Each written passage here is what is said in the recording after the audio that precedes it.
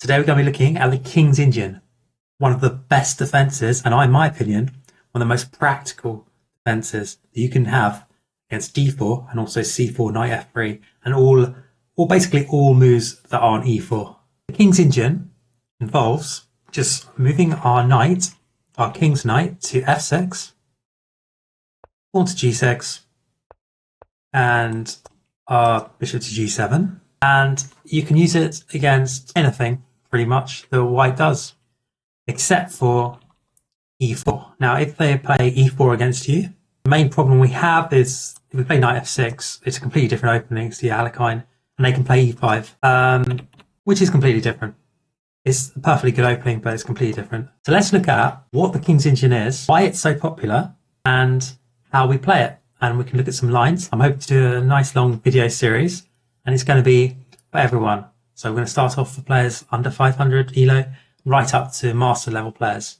I'm Matt. I'm a CM. I've been playing King's Indian for a long time. And, I have a few days of, in the 2200s, trying to do a Road to FM series, but I have a lot of experience with King's Indian, so I have a good insight on it, and I hopefully can share some of it with you guys. And basically, I'm going to make this playlist and just keep adding to it, and hopefully, by the time you're watching this, hopefully there'll be a long playlist of different videos on the King's Indian. I think it's a great opening and really practical. So at its core, it's very simplistic in the sense that we're just going to fianchetto our king's bishop and castle. So whatever white does, it doesn't matter if they play e3 or e4, or if they play knight f3, whatever they play, we're just going to meet it the same way. Just going to castle. And we're just going to play d6 and e5. And straight away, you can probably see one of the main advantages of the King's Indian, which is that it's incredibly easy to play. It's hard to master, but once you do, it's incredibly intuitive. And you tend to find that this makes your life as a chess player a lot easier. As long as white doesn't play e1, e4, whereupon we have to counter the Alekhine, and it actually goes into a different opening completely, the Alekhine. But if white doesn't play e4, then you can play the King's Indian and the exact same strategies against any other move. So let's say they play c4. Well, that's the exact same thing. We can just do this doesn't matter what they play. We're going to play g6. As soon as they play e4, we're going to play d6. And it tends to transpose into the main line of the King's Indian anyway. But also, knight f3, same thing, just knight f6, g6, bishop g7. And we, again, will almost always transpose into d4. And I think this cuts down on a lot of work that players have to deal with in chess as well. Say you played a Nimzo Indian, let's say, which is this move. You play bishop b4. Well, that's fantastic when they play knight c3, and you know they're going to play knight c3. But what do you do if they play, let's say, g3 here? Or what do they play c4? Or do they play g3? In general, what happens is if you played a Nimzo Indian, which is a fantastic opening, you don't have to just learn the Nimzo Indian. You also have to learn different opening against c4, a different opening against g3, and this can be quite time consuming and not very practical because the opening positions will tend to be completely different in different openings, obviously. Whereas with the King's Indian, we're just going to do this thing, as we said, put our fianchetto, castle, and this is like set position. So essentially that makes it very practical and this is why I've seen, I played a tournament a few months ago and literally all four of the top four boards are playing a King's Indian. And I think this is, even though at a very top level, maybe at King's Indian slightly less popular, but even at the tournament I was playing, there were Grandmasters and International Masters, all the top boards, they were all playing a King's Indian.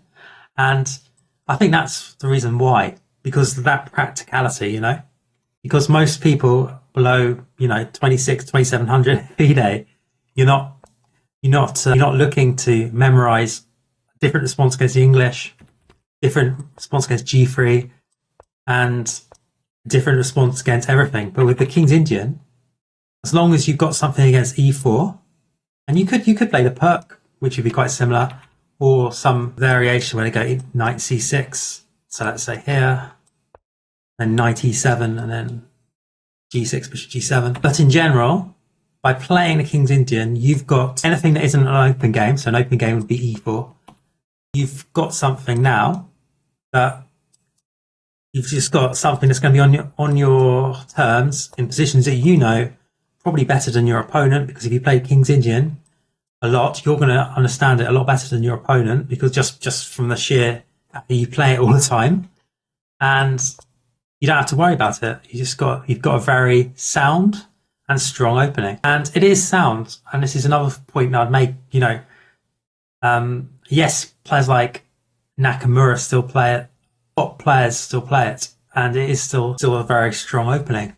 Even though, it has to be said, some of the engines think in some of the lines, 20 plus moves deep, white might get a slight edge, but you got to remember computer value space, and even in these positions, black has plenty of resources. So, for example, in the UK, one of the strongest players, Gawain Jones, a lifetime in the King's Indian, and it's never caused him problems. And, there's a lot of grandmasters out there who just King's Indian. That's their only response to D4, and they're absolutely fine. Another reason, pure aggression. So this is another reason you should play the King's Indian. It's kind of rare against D4, which is one of the most solid moves to play. Most openings tend to try and equalize as black against one D4. But with the King's Indian, and likewise one C4. But with the King's Indian, the type of position, we're essentially goading white into building a center. So, the only real way to test King's Indian is to have this lovely 3 pawns here and the space. But this in itself leads to really double-edged play, because we're essentially controlling the center indirectly with our bishop coming from behind the knight. And if you look at all the main lines of the King's Indian, essentially, we're going to go for a kingside attack. So that the absolutely main line for a long time was to just go into this, and naturally something like this. It's called the bayonet attack, but also something like knight E1. Essentially, though, white's entire idea is to attack on the queen side, whereas we move our knight out of the way, push up kingside pawns, and go for a massive attack on the king side. And this leads to double-edged positions almost always, And I personally find that the practical benefits of going into these positions are enormous, because even if you, let's say, get into a position and you muck up a tiny bit, you have such resources to just create havoc, to create an absolute mess. And with white going on one side, you going on the other, one side is going to win, right? It's not going to be like, if you look at the other main replies to D4, say D5, the most popular move here. And essentially, you're trying to equalize, it's perfectly good.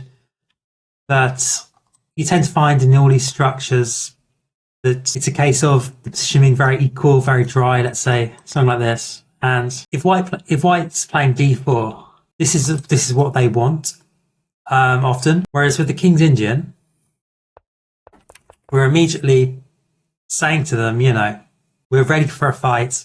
We're going to play for the full point. And I often find that players as white here, they're too afraid to go into the main lines, because as we've seen, just show you there, these ideas of a pawn storm for queen side for them and a king storm for us, that's not very appetizing for most players who play D4, particularly if you're not a grandmaster. If you haven't studied the main lines forever, it's very scary. Many of the lines that are meant to be white's best lines practically look to me almost lost for white, because you essentially have to allow black to attack you, and it's all these crazy positions that nobody wants to really defend. And so you'll often find in this position, white players are just going to play something like E3, they're going to play something like G3, they're going to play something slightly passive, And you'll often find you'll just get into a really easy type position as black and get good winning chances. So I think it's a very good practical choice, but also a very aggressive full point. You're not playing for half a point here, you're playing for the full point. And in contrast to e4, where there's quite a lot of choices, you can play the Sicilian, you can play loads of different openings for the win. With d4, I think it's a lot harder to find openings like the King's Indian, where you're playing for the full point and you still got a sound opening and you've still got great chances. So it's very good in that respect. So another nice thing about playing a King's Indian is also there's not a lot of trades, which stops white going for a draw. So let's say going to the main line here with knight f3 castles, and we've got the imbalance, which helps go for a win. But also, it's quite hard for white to trade off things, which if we go into, say, knight d7, e5 lines, we're keeping all the pieces on the board. We've got this dynamism, and it's for this reason, I think, that players like Nakamura, basically all the aggressive players, want to play the King's Indian. So Fischer, it was his main weapon, Kasparov, his main weapon, and it leads for a really rich, aggressive chess. And I also think it can improve our chess from other openings to have a look at the King's Indian, because this concept of it's almost like a positional pawn storm. So again, if we look at the main lines, so we can either go this way, knight d7 or knight c6, but we'll go this way. This imbalance with white pushing on this side, us pushing on this side, can teach us a lot about dynamics and positional dynamics as well. Unlike the Sicilian, for example. So if we look at the tactical lines of the Sicilian, let's say, it tends to be very much more cutthroat. Immediate tactics win the game. With the King's Indian, it's slightly more refined in a sense that, for example, here, white has to think where he's going to make his pawn break. So is he going to go b4, a4, a5, b5? Is he going to go bishop e3, rook c1 and go for c5? Is he going to do X and he's going to do Y? So he's more positional, it's more long term, but it's still a massive imbalance and complexity. That makes it really interesting, I think. So what are our main ideas in the King's Indian, and what will I be showing you in the video series? Well, I'm going to be recommending to do the traditional setup, obviously. We're just going to fianchetto, and as soon as they play e4, we're always going to play d6. So I know it's completely fine to go castles as well, but I don't want us to go into that. I want us to just stop it whenever. Because this line here, perfectly equal, but we can confuse ourselves. Because sometimes there's only points where playing e5 can be good for white, But if we play d6, as soon as they play e4, we cut out the memorization aspect a little bit. And essentially, I just want us to have a repertoire where we have a really thematic, easy to learn plans to get into the middle game. And then the middle game, which we can get via, multiple move orders, depending on what white does, will allow white to play whatever move orders to get to this stage he needs. But we'll know the middle game better than him. So I'll do a big onus on the middle game. And essentially, we're just going to castle always here. The only move that we're not going to castle is if they play something crazy like e5 here. I say crazy, not crazy. Be aware that e5, practically speaking, it's one of those direct moves, easy to go wrong. And in general, when they play e5 in this sort of position, we're going to have to take it, but it's not normally that great for white. The only real way for white to get e5 in is if they go something like f4. It's called the four pawns attack, and they're going to go knight f3, bishop g3, and then they're going to try and push. And it gets tactical, but in general, we're absolutely fine. We're going to still recommend castling, and it's nothing to be too worried about. So in this position, we're just going to say they play knight f3, but they could also play bishop e2 or bishop e3. Against all of these options, I'm going to recommend we castle. So we castle against knight f3. We castle against bishop e2. We castle against bishop e3. So hopefully you understand what I'm going to suggest you do against pretty much anything here. We're just going to castle. And the idea is to cut down our thinking in the opening so that we can get into a position we know. There's no real need also to try and punish white on what he's doing in the first 4 or 5 moves, because d4 is perfectly sound. It's unlikely he's made a big error, and this is the position we want to get to. You're going to get, if you play the King's Indian, you're going to get this position 100 million billion trillion times, And this is the key position that we're going to really start off with. I mean, I'll show all the other lines as well, but this is going to be the key. In most of your games, you're going to get this sort of position a lot. So what is our plans here? Well, the absolutely big sort of tabias are, do we want to push for either e5, which is the main King's Indian move? So let's say white plays this, you just play e5. And tactically, white can't win this pawn because we can go rook e8 at the end and win this. Or we can just take on e4. So let's just have a quick look at this. Let's say white wanted to win a quick pawn, try and win this e5 pawn. And this can happen, especially online. So you can see it's, rook e8 is possible, or we can just take this actually. And this is actually really good for black. So white's best move is to take, and we'll just take back and we'll be really good. We've got the lovely bishop on c8 coming out later, really fine. If they played take on f7, which looks kind of scary, right? But we've got this nice move, then they're actually in deep trouble to take this piece up. So once we know that they can't really take on e5 and get much, we also have to consider that maybe they're not going to take on e5. Maybe they're just going to go, great, we've got the queens off. But actually, practice has shown that black does really well in these positions. And it actually scores above 50% because we get control of d5 by playing c6. And practically this knight can jump in to b4, d4 squares. And we'll show you how to do that in a later video on the specifics. But we don't actually have to play e5.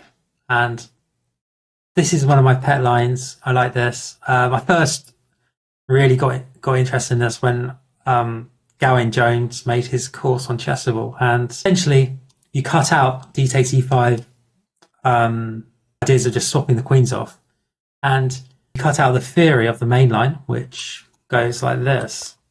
And it's perfectly good for black, this, but it's massive theory. This is what white probably knows. If they're playing this, they probably have something in mind. They're probably going to play something like the bayonet attack or something, which is this. This is Kramnik v Kasparov. Had a very famous back in the day, but it's still played now. But with knight d7, we can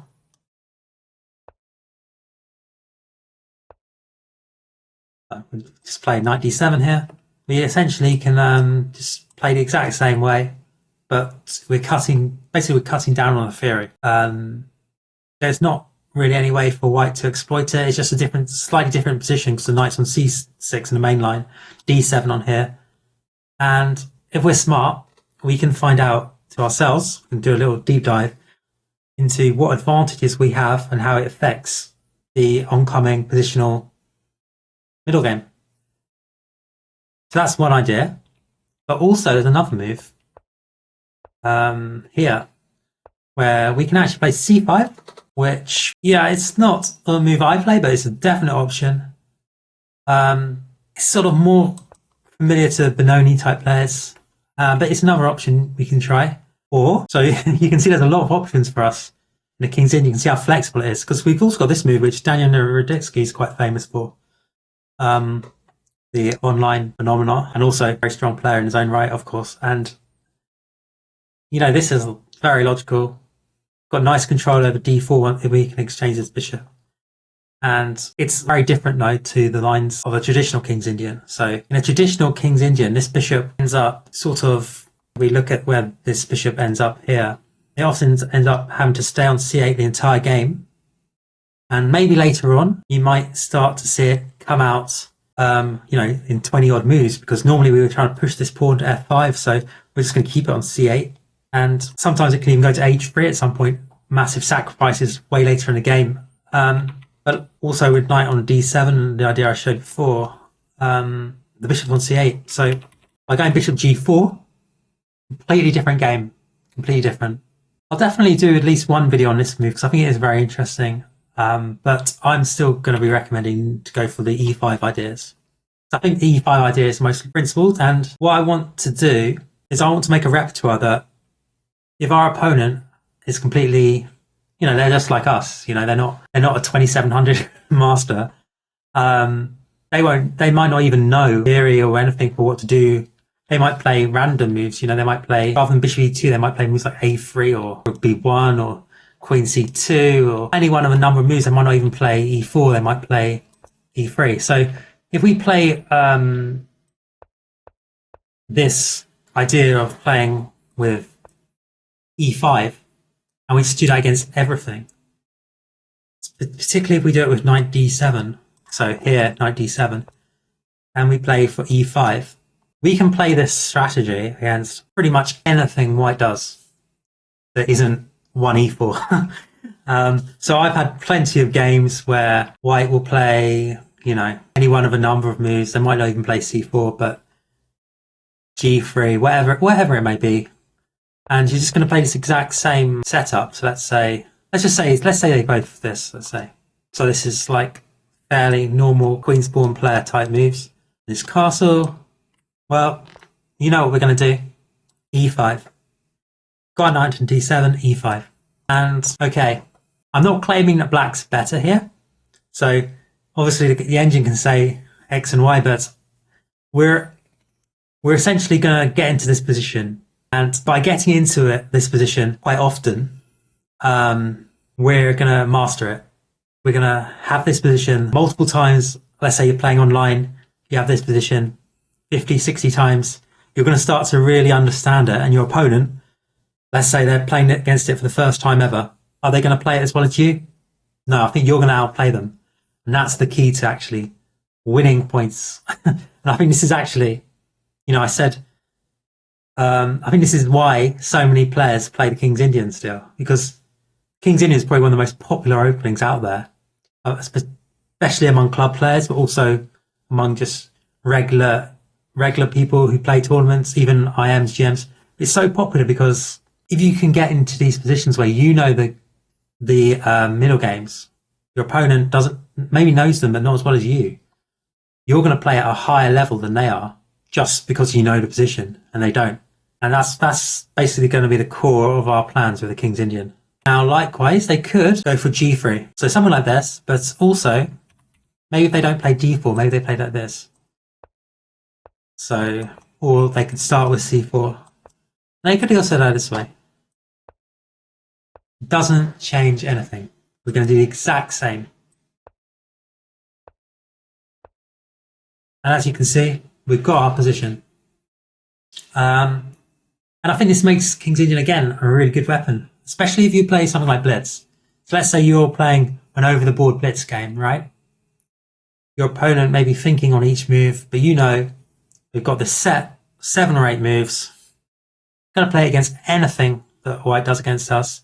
Like I say, the only exception is going to be e4. And I think it's a fantastic choice. So I hope that gives you a nice introduction into the King's Indian and why you might want to play it. Thank you for getting this far and watching the whole thing. I really appreciate it. Some of you guys spend your time watching, and hopefully I'm going to have some fun making all these videos. We're going to start low elo, just like the basics and stuff, and then we're going to go higher. We're going to look at the pawn structures. We're going to look at a proper repertoire in it.